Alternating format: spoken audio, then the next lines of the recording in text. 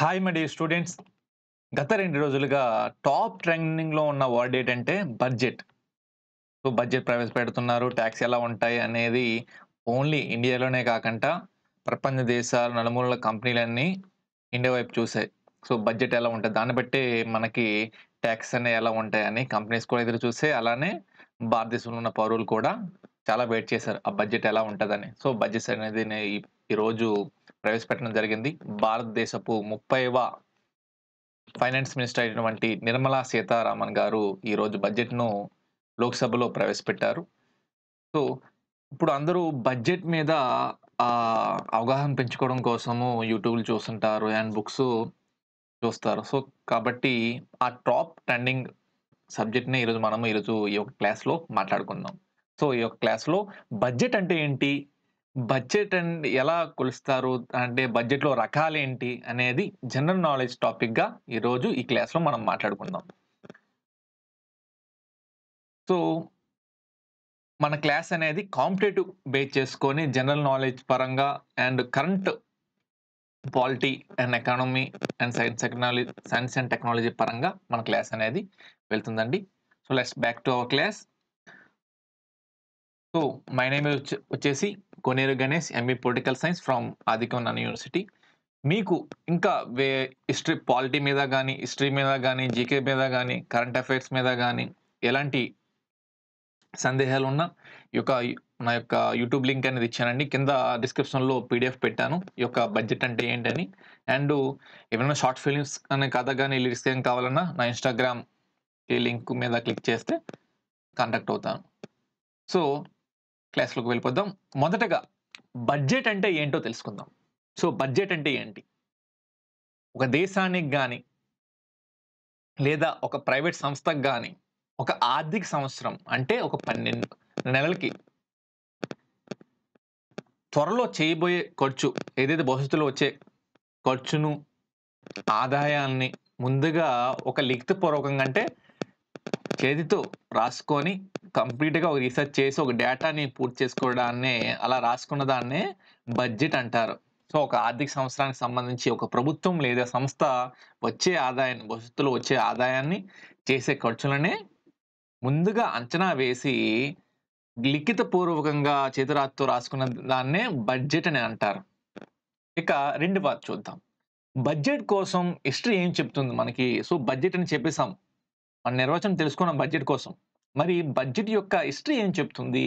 అసలు బడ్జెట్ అంటే వర్డ్ ఎక్కడి నుంచి వచ్చింది అవి కూడా తెలుసుకోవాలి కదా!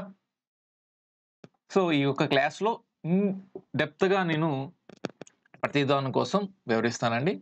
సో, మీకు నచ్చితే like and share and subscribe. And budget పదం అనేది ఎక్కడి నుంచి వచ్చింది సార్? అంటే బడ్జెట్ అనేది బొగట్టి అనే ఫ్రెంచ్ అంటే ఫ్రాన్స్ దేశం నుంచి వచ్చింది. ఫ్రెంచ్ అనే పదం నుంచి వచ్చింది. మనకి ప్రపంచ దేశాల్లో ఎక్కువగా మనం తీసుకున్న వర్డ్స్ ఏంటంటే లాటిను, గ్రీకు, ఫ్రెంచు ఈ వర్డ్స్‌నే ఇంగ్లీష్‌లో ఎక్కువగా మనము వచ్చి ఉంటాయి. సో, బడ్జెట్ పదం అనేది బగోటి అనే ఫ్రెంచ్ పదం నుంచి వచ్చినది. సో, ఇక్కడ ఈ ఫ్రెంచ్ అంటే ఏంటి? ఫ్రాన్స్ దేశం. కాబట్టి ఫ్రాన్స్ అనేది మన యొక్క క్లాస్‌లో మనం మాట్లాడుకుందాం కాబట్టి, ఫ్రాన్స్‌కి సంబంధించి కరెంట్ పాలిటీ కోసం మనం మాట్లాడుకుందాం. అలాగే రాజ్యాంగం సంబంధించి మాట్లాడుకుందాం. సో, ఎప్పుడైనా మీరు కాంపిటీటివ్ ఎగ్జామ్స్ ప్రిపేర్ అవుతున్నట్లయితే, మనము ఒక ప్రశ్న వచ్చిందనుకోండి, సపోజ్ ఇక్కడ బగోటి అనే పదం వచ్చింది. ఫ్రెంచ్‌తో అక్కడ ఆగిపోకూడదు. సో, అక్కడ ఫ్రాన్స్ అనేది దానికి రిలేటెడ్ టాపిక్స్ ఏంటనేది మన పాలిటిక్స్ సంబంధించి లేదా కరెంట్ ఎకానమీకి సంబంధించి దానికి లింక్ అవుతదని అలా చదువుకొని వెళ్తే ఈజీలీ జాబ్ మనం పొందవచ్చును. సో, ఇక్కడ ఫ్రెంచ్ అనే పదం నుంచి బడ్జెట్ అనే పదం వచ్చింది. సో, ఫ్రాన్స్ దేశం. సో, ఫ్రాన్స్ దేశం వచ్చింది కదా! ఏం మాట్లాడుకోవాలి? ఇది ఒక ఫ్రాన్స్ దేశం యొక్క ఫ్లాగ్ అండి ఇది.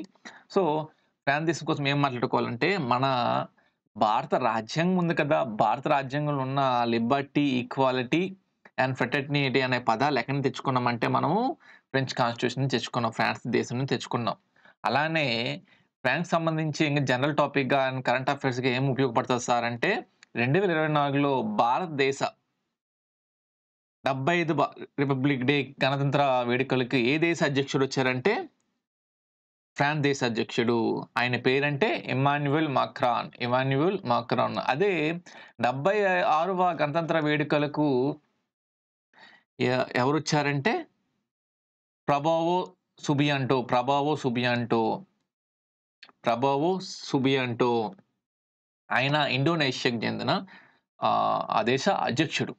సో 75వ గణతంత్ర వేడుకకి ఎవరొచ్చారు? ఇమాన్యుయల్ మాక్రాన్. సో ఇక్కడ 76 అండ్ 75 గణతంత్ర వేడుకలు వచ్చాయని కదా! సో గణతంత్ర వేడుకలకు మరియు స్వతంత్ర దినోత్సవం మధ్య తేడా ఏంటంటే, ఏదైతే గణతంత్ర దినోత్సవం ఉంటాదో ఆ యొక్క జెండాను రాష్ట్రపతి ఎగురవేస్తారు. అదే స్వతంత్ర దినోత్సవం యొక్క జెండాని ఎవరు ఇచ్చేస్తారంటే ప్రధానమంత్రి ఎగురవేస్తారు.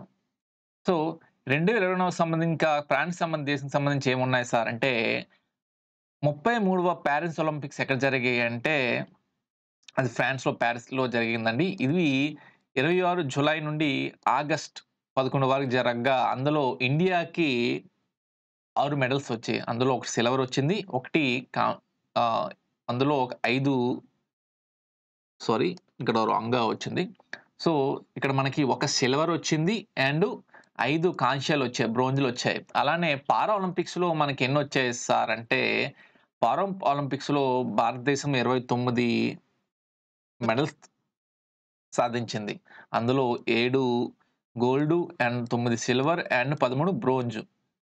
సో ఇటీవల కరెంట్ టాపిక్ ఏముంటది సార్ అంటే ఇటీవల ఫ్రాన్స్ దేశంలో అబార్షన్‌ను రాజ్యాంగ హక్కుగా మార్చారు. ఇటీవల ఫ్రాన్స్ దేశంలో అబార్షన్ అనేది రాజ్యాంగ హక్కుగా కాన్స్టిట్యూషనల్ స్టేటస్ ఇచ్చారు అబార్షన్‌కి ఆ దేశంలో. సో ఇక మనం బడ్జెట్ క్లాస్‌లోకి వచ్చేద్దాం. ఇక 1773లో ప్రపంచంలో మొదటిసారిగా ఫ్రాన్స్ దేశంలో బడ్జెట్‌ను ప్రవేశపెట్టారు. ప్రపంచంలో మొదటిసారిగా ఎప్పుడు ప్రవేశపెట్టారంటే 1773లో. సో 1773 వచ్చింది కాబట్టి ఇండియాకి సంబంధించి పాలిటీ పరంగా ఏముంటదంటే 1773లో మన ఇండియాలో రెగ్యులేటింగ్ చట్టం వచ్చింది. సో బ్రిటిష్ వాళ్ళు వచ్చి మనకి ఆంగ్లేయులు ఏదో ఉన్నారు ఈస్ట్ ఇండియా కంపెనీ బ్రిటిష్ వాళ్ళు పంపించిన ఆంగ్లేయులు ఎవరు ఉన్నారు. ఈస్ట్ ఇండియా కంపెనీలో వచ్చిన మొదటి చట్టం లిఖితపూర్వకంగా వచ్చిన చట్టం ఏదంటే రెగ్యులేటింగ్ చట్టం. సో ఆ రెగ్యులేటింగ్ చట్ట ప్రకారమే గవర్నర్ జనరల్ ఆఫ్ బెంగాల్‌ని ఒక పదవిని ఏర్పాటు చేశారు. ఆ యొక్క పదవిని పొందిన మొదటి వ్యక్తి ఎవరంటే వారెన్ హేస్టింగ్స్. సో మన క్లాస్ అనేది ఇప్పుడు ఏ ఒక్క క్లాస్ అయినా మంది polity, history, economy, current economy base చేసుకొని వెళ్తదండి. సో ముందుకు వచ్చిన వీడియోస్ మీరు చూడకపోతే వెళ్లి చూడండి. సో ఈ యొక్క క్లాస్ ఎలా ఉందనేది కామెంట్‌లో తెలియజేయగలరు. సో హిస్టరీ పరంగా 1773లో ఏమవుతుందంటే మనము హిస్టరీ పరంగా 1773లో ఏదైతే ఈస్ట్ ఇండియా కంపెనీ ఉందో ఆంగ్లేయులనేది ఇంకా భారతదేశంలో చాలా ప్రాంతాలని ఆక్రమించుకోవాలని యుద్ధాలు జరుగుతున్నాయి ఆ టైంలో. సో ఆ యుద్ధాల టైంలో మరాఠా యుగంలో ఉన్నాం. సో ఆ మరాఠా యుగంలోని యొక్క కాలాన్ని పెష్వాలు పాలిస్తున్నారు. ఆ యొక్క పాలన యొక్క కాలమే 1713 నుంచి 1818 నుంచి. సో అలాంటి టైంలో ఎవరు పాలిస్తుందంటే ఒకటవ మాధవరావు అండ్ నారాయణరావు. సో ఇక మన క్లాస్‌లోకెళ్ళిపోదాం. సో భారతదేశంలో మొదటిసారిగా బడ్జెట్‌ను ఎప్పుడు ప్రవేశపెట్టారని మనకి అడగవచ్చు. సో ఇక్కడ భారతదేశంలో మొదటిసారిగా ఏప్రిల్ 17, 1860లో జేమ్స్ విల్సన్ అనే ఆయన బడ్జెట్‌ని ప్రవేశపెట్టారు. ఇక్కడ నేను హిస్టరీ, పాలిటీ ఎందుకు లింక్ చేస్తున్నానంటే తర్వాత వచ్చే ఎగ్జామ్స్‌లో అన్నీ ఎక్కువగా బడ్జెట్ మీద అడుగుతాడు. సో మనకి ఎప్పుడైనా 2015 వరకు డైరెక్ట్ బిట్ ఇచ్చేవాడు. సో జేమ్స్ విల్సన్ ఆయన ఎప్పుడు బడ్జెట్‌ని ప్రవేశపెట్టారంటే 1860లో ప్రవేశపెట్టారు. అక్కడ ఒక మార్క్ వచ్చేసాయి. ఇప్పుడు అలా కాదు. దాన్ని లింకప్ చేసుకొని అడుగుతారు. సో భారతదేశంలో మొదటిసారిగా ఏప్రిల్ 17, 1860లో జేమ్స్ విల్సన్ అనే ఆయన మొదటి బడ్జెట్‌ను ప్రవేశపెట్టారు. సో హిస్టరీ పరంగా ఆ యొక్క కాలంలో ఏమి జరుగుతుందంటే 1860లో ఇండియాలో ఏం జరుగుతుందంటే నీలిమందు తిరుగుబాటు జరుగుతుంది. ఆ టైంలో దేశంలో ఏం జరుగుతుందంటే నీలిమందు తిరుగుబాటు. సో ఈ నీలిమందు తిరుగుబాటు ఎక్కడ జరుగుతుందంటే బెంగాల్‌లోని నదియా జిల్లాలోని గోవింద్‌పూర్ అనే గ్రామంలో జరుగుతుంది. అసలు నీలిమందు చెప్పుకొని వెళ్ళిపోతున్నారు సార్. దానికోసం మ్యాటర్ చెప్పండి సార్ అంటే ఎవరైతే బ్రిటిష్ వాళ్ళు ఉన్నారో నీలిమందును పండించండి అని రైతుల మీద ఒత్తిడి చేశారు. కాకపోతే రైతులు దానికి సై అనకుండా ఉద్యమం నడిపారు. ఆ ఉద్యమం ఎవరితో స్టార్ట్ అయిందంటే బెంగాల్‌లోని నదియా జిల్లాలోని గోవింద్‌పూర్ అనే గ్రామంలో దిగంబర్ విశ్వాస్ అండ్ విష్ణు విశ్వాస్ అనే సోదరులతో ఈ యొక్క తిరుగుబాటు అనేది స్టార్ట్ అయిందండి. సో, ఈ యొక్క తిరుగుబాటునే దీనబంధు మిత్ర అయిన నీలి దర్పణ్ అనే బెంగాలీ నాటకాన్ని రాశారు. ఇక మన బడ్జెట్‌లోకెళ్ళిపోదాం. సో, 1867కి ముందు ఏమైందంటే ఆర్థిక సంవత్సరం అనేది మేతో మొదలుకొని ఏప్రిల్ 30 వరకు ఉండేది. సో, ఒక ఆర్థిక సంవత్సరం అంటే 12 నెలలు. సో, 1867కి ముందు ఏముండేది? మేతో మొదలుకొని ఏప్రిల్ 30 వరకు ఉండేది. సో, 1867 తర్వాత ఏమైందంటే ఆర్థిక సంవత్సరాన్ని 1 ఏప్రిల్ 1తో మొదలయ్యి మార్చి 31 తర్వాతొచ్చే 31 సంవత్సరానికి వరకు ఉండేది. సో, దీన్నే మనం ఇప్పటికి పాటిస్తున్నాం. ఇక భారత రాజ్యాంగము కోసం తెలుసుకోవాలి కదా! మనం 1867 అయిపోయింది. సో, 1950లో జనవరి 26 అంటే భారత రాజ్యాంగం అమల్లోకొచ్చిన తర్వాత ఏంటి సార్ బడ్జెట్ యొక్క స్టోరీ ఏంటి సార్ అంటే, మనకి భారత రాజ్యాంగం సంబంధించి సో, ఎవరైతే 10థ్ క్లాస్ స్టూడెంట్స్ ఇంటర్మీడియేట్ స్టూడెంట్స్ చూస్తున్నారో రాజ్యాంగం అంటే ఏంటంటే, ఒక దేశానికి సంబంధించి మనం ఎలా పాలించుకోవాలి? ఎలాంటి గవర్నమెంట్స్ ఉండాలి మనకి? సో, ఎన్నుకునే వాడికి అర్హతలేంటి? సో, ఒక పిల్లవాడు ఎలా సమాజంలో నడుచుకోవాలి? అండ్ ఒక రాజకీయ నాయకుడికుండే అధికారాలేంటి? లేకపోతే రాజకీయ నాయకులు తప్పులు చేసి ఎలాంటి శిక్షలు వస్తాయి? లేకపోతే ఎవరైనా తప్పు చేసి ఎలాంటి శిక్షలు వేస్తారు? ఇలా అన్ని విషయాలు భారతీయులు రాసుకున్న ఒక గ్రంథం. దాని పేరే రాజ్యాంగం. సో, మీకింకా బాగా అర్థం అవ్వాలంటే ఒక హిందువుకి భగవద్గీత ఎలానే మనము చూసుకుంటామో, అలానే క్రిస్టియన్‌కి బైబిల్ అని ఎలా చూసుకుంటామో, అలానే ముస్లింకి ఖురాన్ అని ఎలానే చూసుకుంటామో, అలానే ఒక భారతీయుడికి, భారతదేశానికి రాజ్యాంగం అలా.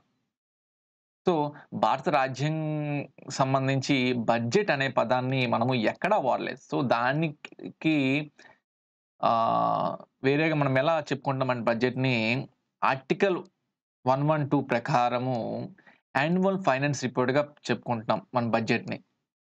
అదే రాష్ట్ర బడ్జెట్ సంబంధించి సెంట్రల్ గవర్నమెంట్ మొత్తానికి దేశం మొత్తానికి ఒక బడ్జెట్ ఉంటది. సో, రాష్ట్రాలకు కూడా బడ్జెట్ ఉంటది కదా! ఎలాంటి ఖర్చు చేయాలి ఏంటని. సో, అలానే ఒక రాష్ట్రానికి సంబంధించి ఆర్టికల్ ఎంతంటే 102. సో, దీని ప్రకారము రాష్ట్ర శాసనసభలో అంటే అసెంబ్లీలో ప్రవేశపెడుతున్నారు. సో, బడ్జెట్ అనే పదం కోసము ఇండియాలో అంటే భారత రాజ్యాంగంలో ఎక్కడా కూడా ప్రస్తావించలేదు. సో, మీకు బడ్జెట్ ఇంకా అర్థం కాలేదంటే, మనం ఇప్పుడు ఒక పెళ్లయినా, ఏదైనా ఒక ఫంక్షన్ అయినా ఫస్ట్ మనం డబ్బులు ఎంత అయితది, లేకపోతే ఎంత ఖర్చవుతది, ఎంత లెక్కన వేసుకుంటాం కదా! అలానే ఒక దేశానికి సంబంధించి ఎన్ని పథకాలు పెడుతున్నాం, సో, దానికి ఎంత ఖర్చవుతుంది, లేకపోతే మనకి రాబోయే కాలంలో మనకెంత ఆదాయం వస్తుంది, అదే బడ్జెట్‌గా మనం చెప్తాం. సో, ఇంత చెప్పాం కదా! మరి బడ్జెట్ కోసం ప్రతి దానికి పితాలుంటారు కదా! అంటే ఫాదర్ ఆఫ్ అంటారు కదా! అలానే ఇండియాకి సంబంధించి ఫాదర్ ఆఫ్ ఇండియన్ బడ్జెట్‌గా ఎవరు పేర్కొంటారంటే ప్రశాంత్ చంద్ర మహాలనోబిస్. ప్రశాంత చంద్ర మహాలనోబిస్. సో, ఫోటోలో కనబడుతున్నారు కదా! ఆయనే father of Indian budget. So, ఈయన ఎందుకు ఫాదర్ ఆఫ్ ఇండియన్ బడ్జెట్ అంటే ఈయన స్టాటిస్టికల్ మ్యాన్. సో, ఈయన 1931లో ఇండియన్ స్టాటిస్టికల్ ఇన్‌స్టిట్యూట్‌ని ప్రారంభించారు. అలానే పంచవర్ష ప్రణాళికలున్నాయి కదా! సో, రెండవ పంచవర్ష ప్రణాళిక యొక్క రూపకర్త ఎవరంటే ప్రశాంత్ చంద్ర మహాలనోబిస్. సో, ఈయన భారత గణాంక శాస్త్ర పితామహుడు. స్టాటిస్టిక్స్. సో, అందుకోసమే ఆయన్ని ఫాదర్ ఆఫ్ ఇండియన్ బడ్జెట్‌గా చెప్తారు. ఎందుకంటే రెండవ పంచవర్ష ప్రణాళికలో ఆయన తీసుకున్న ఆ ప్రణాళికలే దేశాన్ని బాగుపడించాయని చాలామంది అంటారు. సో, అందుకోసం ఆయన్ని ఫాదర్ ఆఫ్ ఇండియన్ బడ్జెట్‌గా పేర్కొంటారు. సో, భారత గణాంక శాస్త్ర పితామహుడు ఎవరంటే ప్రశాంత్ చంద్ర మహాలనోబిస్. సో, నెక్స్ట్ టాపిక్‌లోకి వెళ్దాం. సో, ప్రస్తుతం ఇండియాలో బడ్జెట్‌ను ఎప్పుడు ప్రవేశపెడుతున్నారు? సో, ప్రపంచంలో ఇండియాలో ఎప్పుడు ప్రవేశపెట్టారు అని నేర్చుకున్నాం. ప్రీవియస్‌గా బిఫోర్ ఇండిపెండెన్స్ నేర్చుకున్నాం. అది స్వతంత్రం వచ్చిన తర్వాత ఎప్పుడు ప్రవేశపెడుతున్నారనేది నేర్చుకుందాం. సో, ఇండియాలో 12 నెలల కాలం ఆర్థిక సంవత్సరంగా పేర్కొంటారు. అలా ఏప్రిల్ 1తో మొదలుకొని మార్చి 31 వరకు ఒక ఆర్థిక సంవత్సరంగా పరిగణిస్తారు. సో, ఆర్థిక సంవత్సరంగా మనము పరిగణిస్తాం. ఏదైతే మనం ఎంత ఖర్చు పెట్టాలి, లేకపోతే ఎంత మనకు ఆదాయం వస్తుందని లెక్క పెట్టుకుంటారు గదా! మీకు చాలా మందికి డౌట్ రావచ్చు. సార్ ఈరోజు ఫిబ్రవరి 1 కదా! మరి ఏప్రిల్ 1 నుంచి స్టార్ట్ అవుద్ది అంటున్నారు. మరి దీనికి లింకప్ అంటే ఏంటంటే, ఈరోజు లోక్‌సభలో ప్రవేశపెట్టారు. ఆ లోక్‌సభలో ప్రవేశపెట్టినది ఓటింగ్ అవుతది. ఆ ఓటింగ్ అయ్యి ఎక్కడికెళ్తది? రాజ్యసభకెళ్తది. ఆ రాజ్యసభకెళ్ళిన తర్వాత వాళ్ళు 14 రోజుల్లో ఆ యొక్క దానిపై ఓటింగ్ పెట్టి ఆమోదించాలి. సో, అది ఎలాగైనా అయిపోద్దని ఒక రూల్ ఉంది రాజ్యాంగంలో. సో, అది వెళ్లి ప్రెసిడెంట్‌తో సైన్ అవ్వాలి. సో, దీనికంటూ ఒక సమయం పడుతుంది కదా! సో, ఏప్రిల్ 1 నాటికి ఈ ప్రాసెస్ మొత్తం జరిగిపోద్దని ముందునే ప్రవేశపెడుతున్నారు. సో, 2017 ముందు ప్రతి సంవత్సరము ఫిబ్రవరి 28న బడ్జెట్ ప్రవేశపెట్టేవారు. అయితే 17 నుంచి ఏమవుతుందంటే, ప్రతి సంవత్సరము ఫిబ్రవరి 1నే ప్రవేశపెట్టారు. ఎందుకంటే, బడ్జెటు అంటే వాదోపవాదనలు సభల్లో డిస్కషన్‌లవుతాయి. దాని మీద రచ్చ జరుగుతుంది కాబట్టి, సో, దానికంటే ఎక్కువ టైం పడుతుంది కాబట్టి, ఫిబ్రవరి 1 నుంచి మనం పెట్టుకుంటే, వేగంగా మనకి అవుతుంది కదా! అని ఇలా 2017 నుంచి ఫిబ్రవరి 1న ప్రవేశపెట్టడం జరుగుతుంది. సో, 2017 ఫిబ్రవరి 28 ముందు ఫిబ్రవరి 8న ముందు పెట్టేవారు. 2017 ముందు. సో, 2017 నుంచి ఫిబ్రవరి 1 నుంచి ఈ బిల్లనేది బడ్జెట్ బిల్లనేది ప్రవేశపెడుతున్నారు. సో, మరి ఇలా ప్రవేశపెట్టిన వారెవరు? 2017 అంటే అరుణ్ జైట్లీ. అరుణ్ జైట్లీ. సో, భారతదేశపు 28వ ఫైనాన్స్ మినిస్టర్ ఎవరంటే అరుణ్ జైట్లీ గారు. సో, మీకిక్కడ నేనెందుకు 28, 24 చెప్తున్నానంటే మీకు ఎగ్జామ్‌లో కంపల్సరీగా అడుగుతాడవి. సో, అరుణ్ జైట్లీ భారతదేశపు 28వ ఫైనాన్స్ మినిస్టర్. సో, మరియు ఆయన వీటితో పాటు ఇంకేదైనా పదవిలో వెళ్లారంటే ఆయన 24వ law and justice minister. Law and justice minister. So, ఆయన స్టూడెంట్ అండి అండ్ ఫ్యాకల్టీగా చేశారు లాలో. అండ్ భారతదేశపు 28వ ఫైనాన్స్ మినిస్టర్ అండ్ 24వ law and justice minister. So, ఈయన టైంలోనే ఫిబ్రవరి 1న బడ్జెట్ అనేది ప్రవేశపెట్టడం మొదలైంది. సో, బడ్జెటు ప్రవేశపెట్టే ముందు అంటే ఫిబ్రవరి 1 ముందు అంటే జనవరి 31న బడ్జెట్‌కి ఒక రోజు ముందు ఏం చేస్తారంటే, ఆర్థిక సర్వే అనేది పార్లమెంట్‌లో ప్రవేశపెడతారు. ప్రవేశపెట్టే ముందు ఏం చేస్తారంటే, భారత రాష్ట్రపతి జాతిని ఉద్దేశించి దేశాన్ని ఉద్దేశించి ప్రభుత్వం ఏం చేస్తుంది, లక్ష్యాలేంటనేది ప్రభుత్వం తరపున రాష్ట్రపతి చెప్తారు. సో, మరి రాష్ట్రపతికి గవర్నమెంట్‌కి సంబంధం ఉన్నదంటే అలా ఉండదు కదండీ. సో, ఆహ్, ఆఫీషియల్‌గా మనకి హెడ్ ఆఫ్ ది స్టేట్ అంటే రాష్ట్రపతే. కాకపోతే దాన్ని కార్యనిర్వాహక శాఖ చేసేదెవరంటే ప్రధానమంత్రి. సో, మనకి ఏ బిల్లు ప్రవేశపెట్టినా అది రాష్ట్రపతి పేరు మీదనే అవుతుంది. అలానే ఒక రాష్ట్రానికి సంబంధించి ఎవరి పేరు మీద అవుతుందంటే గవర్నర్ పేరు మీద అవుతాయి. ఏ బిల్లులైనా. సో, మరి బడ్జెట్స్ వచ్చాయి కదా! దీనికి సంబంధించి ఇంకేమున్నాయి సార్ అంటే, మనకి బడ్జెట్ అనేవి రైల్వే బడ్జెటు సాధారణ బడ్జెట్ అనేది వేరు వేరుగా ఉండేది. సో, రైల్వే బడ్జెట్ చాలా ఎక్కువవుతది కదా! సో, కాబట్టి దానికి దీనికి వేరు చేసి ఉండేవారు. అయితే 1921లో అక్వర్త్ కమిటీ ప్రకారం కేంద్ర బడ్జెట్ నుండి రైల్వే బడ్జెట్‌ను వేరు చేశారు. సో, అలా వేరు చేసి 1924లో ప్రత్యేక రైల్వే బడ్జెట్‌గా మొదటిసారి పార్లమెంట్‌లో ప్రవేశపెట్టారు. అంటే అప్పుడు బ్రిటిష్ కాలంలో ఉన్నాం మనం. సో, అప్పుడున్న బ్రిటిష్ కాలంలో ఉన్న చట్టాలను ఏమంటామంటే మనము ఇండియన్ గవర్నమెంట్స్ యాక్ట్స్ గాని, కౌన్సిల్ యాక్ట్స్ గాని అంటాము. సో, ఈస్ట్ ఇండియా కంపెనీలో వచ్చే చట్టాలను ఏమంటామంటే చార్టర్ చట్టాలంటాము. సో, ఈస్ట్ ఇండియా వాళ్ళు మనకి ఒక ఒప్పందం ప్రకారం రాజులతో ఒప్పందం చేసుకొని ఇండియాకొచ్చారు కదా! ఉద్యోగాలిస్తాం, కంపెనీలు పెడతామని. సో, దాన్నే చార్టర్ యాక్ట్స్ అంటారు. సో, 1921లో అక్వాట్ కమిటీ ప్రకారం కేంద్ర బడ్జెట్ నుండి రైల్వే బడ్జెట్ వేరు చేశారు. సో, ఇక్కడ మనకి ఎగ్జామ్‌లో అడగవచ్చు. సో, ఏ కమిటీ ప్రకారం కేంద్ర బడ్జెట్ నుంచి రైల్వే బడ్జెట్‌ను ఏ సంవత్సరంలో ఏర్పాటు చేశారు? సో, అక్కడ 1921 అక్వాట్ కమిటీ ప్రకారం. సో, 1924 నుంచి ప్రత్యేక రైల్వే బడ్జెట్ అనేది పెడుతున్నారు.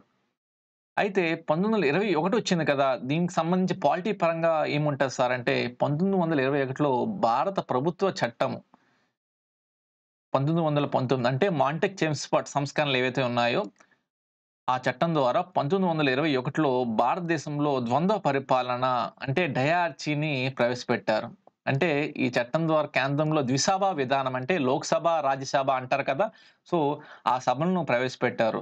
ఆ సభల్ని దిగువ సభ అంటే సెంట్రల్ లెజిస్లేటివ్ అసెంబ్లీగా మరియు ఎగువ సభ కౌన్సిల్ ఆఫ్ స్టేట్స్‌గా పిలుచుకున్నారు. తర్వాత మనం ఇండిపెండెన్స్ వచ్చిన తర్వాత రాజ్యాంగంలో వచ్చిన తర్వాత దాన్ని లోక్‌సభ అండ్ రాజ్యసభగా మనము పిలుచుకుంటున్నాం. సో, 1921 అక్వర్త్ కమిటీ ప్రకారం ఏం చేశారు? కేంద్ర బడ్జెట్ నుంచి రైల్వే బడ్జెట్‌ని వేరు చేశారు. ఇక తర్వాత మరి మన బడ్జెట్ క్లాస్‌లోకొచ్చేద్దాం. సో, 2017, 2018 ఆర్థిక సంవత్సరానికి సంబంధించి ఏమైందంటే, ఇలా రైల్వేకి ఒక బడ్జెట్ అవుతుంది. అండ్ సాధారణ బడ్జెట్, జనరల్ బడ్జెట్‌కి ఒకటవుతుంది. సో, ఇదెందుకు 2 ఒకేసారి కలిపి ఇవ్వచ్చు కదా! అని కేంద్రము ఒక కమిటీని ఏర్పాటు చేసింది. ఆ యొక్క కమిటీయే వివేక్ దెబ్రాయ్ కమిటీ. వివేక్ కాదండి. వివేక్ దెబ్రాయ్ కమిటీ. సో, ఈ కమిటీ సూచనల మేరకు 2017 అండ్ 18 ఆర్థిక సంవత్సరంలో మనకి రైల్వే బడ్జెట్‌ని కలిపి మొత్తంగా ప్రవేశపెడుతున్నారు. సో, మీకు ఎగ్జామ్‌లో ఉంటదది 2016, 17 టైమ్ అంటే అది మొత్తం రైల్వే బడ్జెటు అండ్ సాధారణ బడ్జెటు వేరు వేరుగుండేది. సో, రైల్వే బడ్జెటు ఎప్పుడు కలిపేసారంటే 2017, 18 ఈ యొక్క కమిటీ మనకి బిబేక్ దెబ్రాయ్ కమిటీ. సో, మరి ఈ యొక్క బడ్జెట్‌ని ఎవరు తయారు చేస్తారు సార్ అంటే, ఈ బడ్జెట్‌ను ఫైనాన్స్ మినిస్టరు హెడ్‌గా ఉండి, మరియు department of economic affairs new ఢిల్లీలో ఉందండి. సో, ఈ వాళ్ళ సెక్రటరీ ఎవరున్నారంటే department of economics India's department of economic affairs secretary ఎవరంటే అజయ్ సేత్ గారున్నారండి.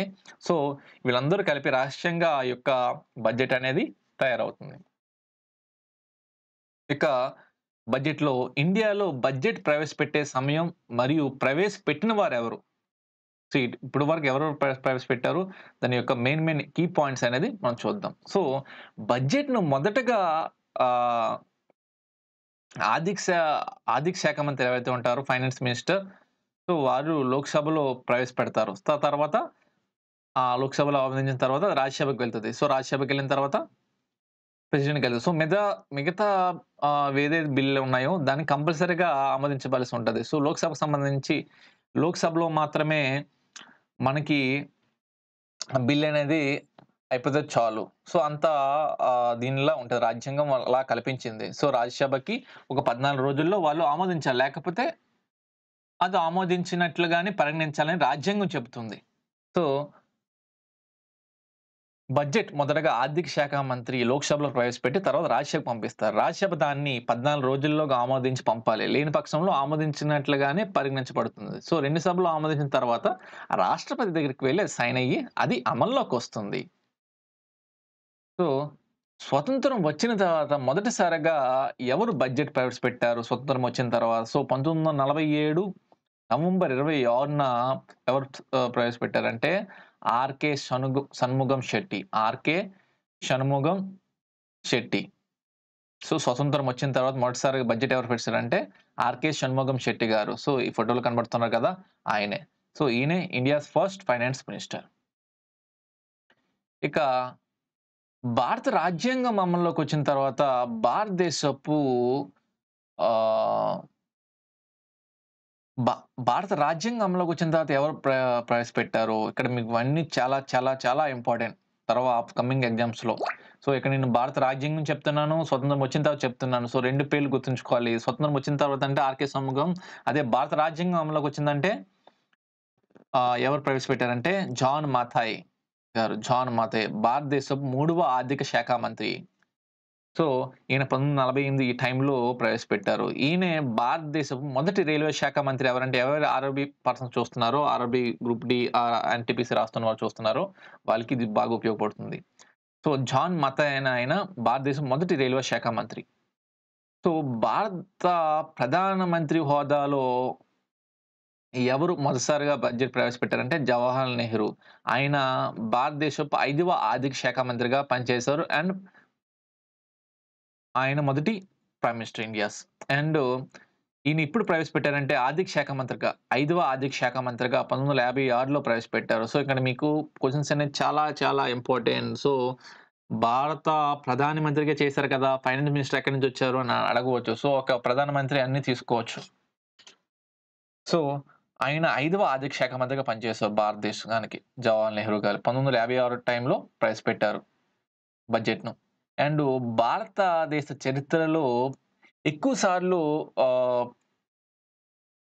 ప ప్రవేశపెట్టిన వారెవరంటే ఆర్థిక శాఖ మంత్రిగా. ఒక ఆర్థిక శాఖ మంత్రిగా ఎక్కువ సార్లు బడ్జెట్ ప్రవేశపెట్టిన వ్యక్తి ఎవరంటే మొరార్జీ దేశాయ్. సో, ఫోటోలో కనబడుతున్నారు కదా! ఆయనే.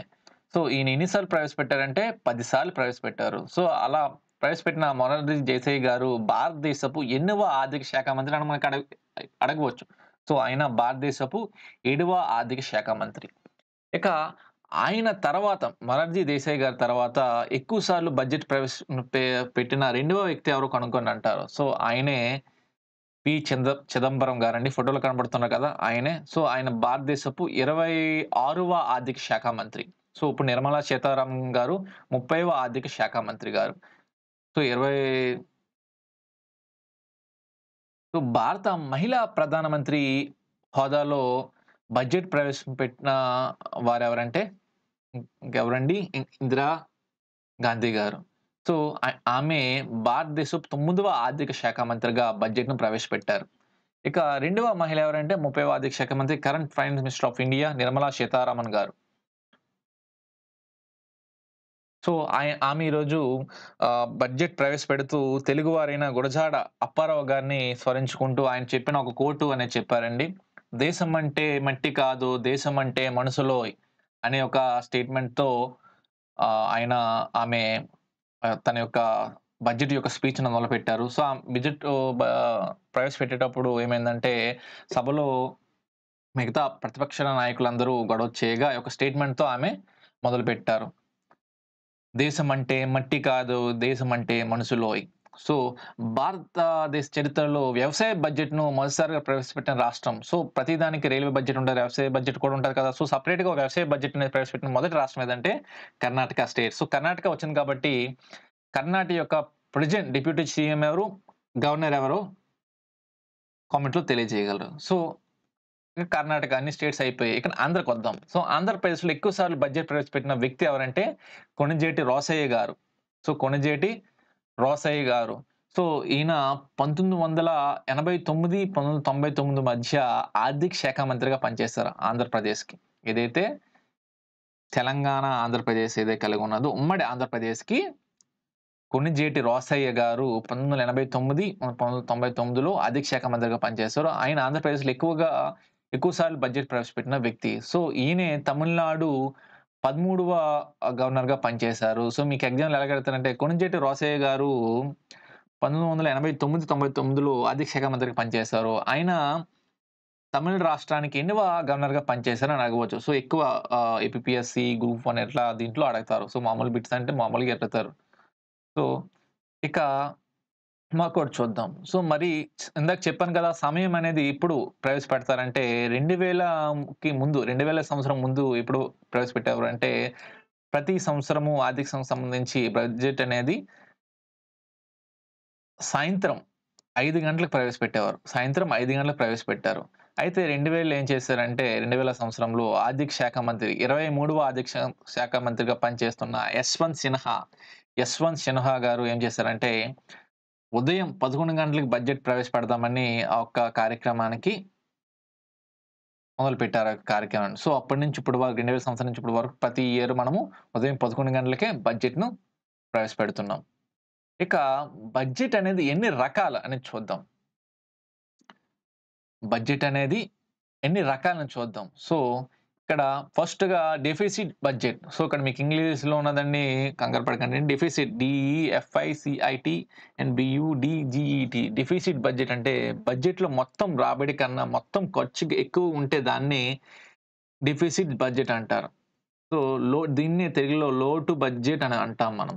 సో, బడ్జెట్‌లో మొత్తం రాబడంటే ఆదాయం కన్నా మొత్తం ఖర్చెక్కువుంటే దానినే డెఫిసిట్ బడ్జెట్. సో, అలాంటొచ్చినప్పుడు ఏంటి మనము ఆర్థిక మాధ్యమం వచ్చేటప్పుడు ఇలాంటివి మనము జాగ్రత్తగా యూజ్ చేసుకోవాలని ఇదొక బడ్జెట్ రకం ఇది. సో, బడ్జెట్‌లో మొత్తం ఆదాయం కన్నా ఖర్చు ఎక్కువ ఉంటే దాన్ని డెఫిసిట్ బడ్జెట్ అంటారు. సో, ఎక్కడ మనము చేస్తాము ఆర్థిక మాంద్యం ఏదైతే కరువు కాటకాలు వచ్చేటప్పుడు మనం జాగ్రత్తగా వినియోగించు కాబట్టి అలాంటి బడ్జెట్ మనము ప్రవేశపెట్టుకుంటాం. సో, బడ్జెట్‌లోని రకాలు. సో, ఇవి మనకి ఎక్కువగా గ్రూప్ 1 ఎకానమీ, గ్రూప్ 2 దీంట్లో అడుగుతాడు. సో, ఆర్‌బీకి సంబంధించినవన్నీ ఇలాంటివి అడగరు. సో, ఇక బ్యాలెన్స్‌డ్ బడ్జెట్ చూద్దాం. సో, బ్యాలెన్స్‌డ్ బడ్జెట్ అంటే ఏంటి సార్ అంటే ప్రభుత్వానికొచ్చే రాబడి ఏదైతే ఆదాయం ఉందో, లేకపోతే చేసే ఖర్చుందో సమానంగా ఉండొచ్చో దాన్ని బ్యాలెన్స్‌డ్ బడ్జెట్ అంటాము. ప్రభుత్వానికొచ్చే ఆదాయము మరియు ఖర్చు సమానంగా ఉండొచ్చో దాన్నే మనము బ్యాలెన్స్‌డ్ బడ్జెట్ అని చెప్పుకుంటాం. And vote on account budget very, very important. Vote on account budget. So, vote on account budget అంటే ఇటీవల మనకి 2024 ఎలక్షన్ జరిగాయి కదా! సో, ఏపీలో అసెంబ్లీ ఎన్నికలు జరిగాయి. అండ్ కేంద్రంలో 18వ లోక్‌సభ ఎలక్షన్ జరిగాయి. సో, లోక్‌సభ ఎన్నికలొచ్చాయి కాబట్టి, ఎటు లోక్‌సభ ఎలక్షన్‌కి సంబంధించి చీఫ్ ఎలక్షన్ కమిషనర్‌గా పనిచేసిన ఎవరంటే రాజీవ్ కుమార్ సెంట్రల్‌లో. అదే స్టేట్‌లో అయితే Mukesh Kumar Meena. So, vote on account budget అంటే ఏంటంటే, మనకి యుద్ధాలు జరిగేటప్పుడు అండ్ ఆహ్ ఎన్నికలయ్యేటప్పుడు, లేకపోతే ప్రకృతి వైపరీత్యాలయినప్పుడు కొంతకాలానికి ఒక 6 నెలల కాలానికో, 4 నెలల కాలానికో ఆర్థిక సంవత్సరానికి 12 నెలలు కాకుండా ఒక 6 నెలల కాలానికి సంబంధించి ఒక బడ్జెట్ మనం పెట్టుకుంటాం. దాన్నే వోట్ ఆన్ అకౌంట్ బడ్జెట్ అంటారు. ఎలక్షన్ సమయంలో లేకపోతే యుద్ధం లేదా ప్రకృతి వైపరీత్యాలు సంభవించినప్పుడు తక్కువ కాలానికి బడ్జెట్‌ని రూపొందించి ప్రవేశపెట్టడాన్ని వోట్ ఆన్ అకౌంట్ బడ్జెట్ అని మనము చెప్పుకుంటాం. ఇక నెక్స్ట్ చూద్దాం.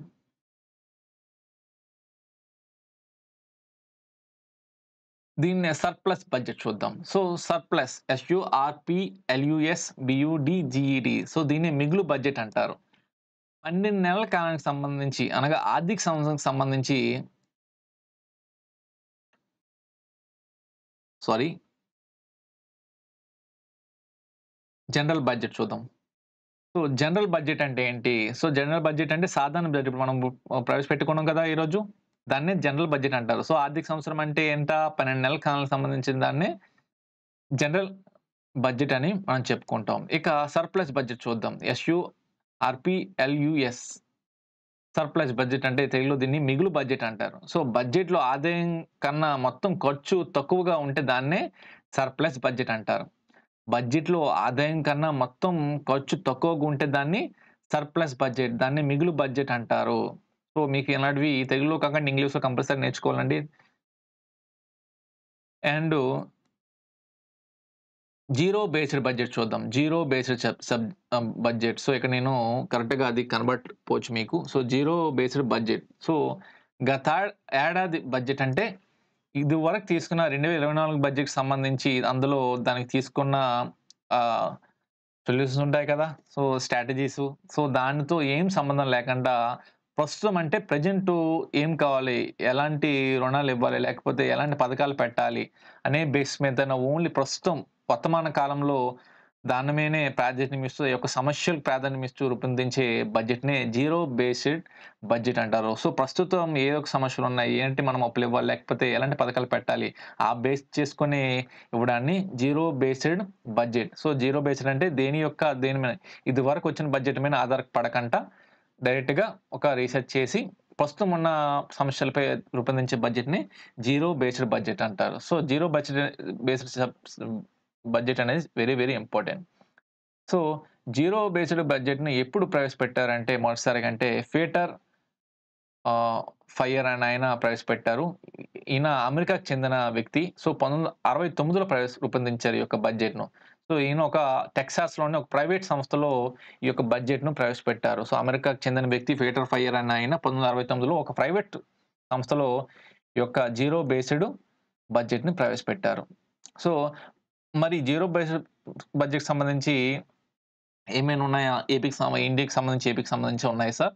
సో, భారతదేశానికి సంబంధించి 17వ ఆర్థిక శాఖ మంత్రి పనిచేసిన వీపీ సింగ్, విశ్వనాథ్ ప్రతాప్ సింగ్ గారు 1986 కాలంలో ఈ యొక్క జీరో బేస్డ్ బడ్జెట్ అనేది ప్రవేశపెట్టారు. సో, వీపీ సింగ్, విశ్వనాథ్ ప్రతాప్ సింగ్ గారు భారతదేశపు ఎన్నవ ఆర్థిక శాఖ మంత్రి? 17వ శాఖ మంత్రి. సో, ఆయన ఏ కాలంలో ప్రవేశపెట్టారంటే 1986. సో, ఆయన ప్రవేశపెట్టిన బడ్జెట్ యొక్క పేరేంటి? Zero based budgets. అదే ఆంధ్రప్రదేశ్‌లో జీరో బేస్డ్ బడ్జెట్‌కి సంబంధించి ఎవరు ప్రవేశపెట్టారంటే యనమాల రామకృష్ణుడు. సో, ఈయన సంవత్సరంలో ప్రవేశపెట్టారంటే 2001లో ప్రవేశపెట్టారు. సో, మరి జీరో బేస్డ్ బడ్జెట్‌ను ప్రవేశపెట్టిన మొదటి రాష్ట్రం ఏదంటే